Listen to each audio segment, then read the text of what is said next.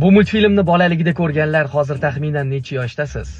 Tayyorlanmagan darslar mamlakati. Kimlar ovoz bergan? Ko'rib chiqamiz.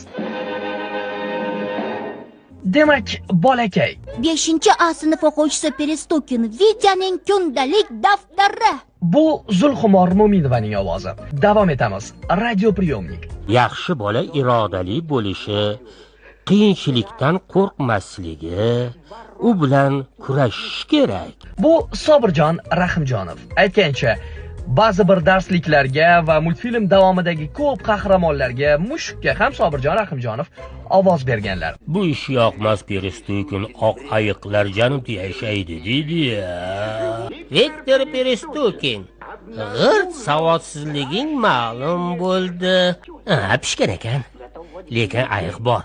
U juda xavfli. Davom etamiz. Bolani qutqarish kerak. Balki uni tayyorlanmagan darslar mamlakatiga yuborarmiz. Bu Shirin Azizovaning ovozi. Shirin Azizova bundan tashqari multfilmdagi sigirga va boshqa bir qator belgilarga ham ovoz bergan. Masalan, allaqanday Perestokin darsda sigirni go'shtxo'r jonivor degan qo'ya olmaydi. U umrida bir marta bo'lsa ham meni to'g'ri qo'ymagan. Qarang, bolaligimiz qanaqa ma'noli, qanaqa qiziqarli multfilmlar bilan o'tgan.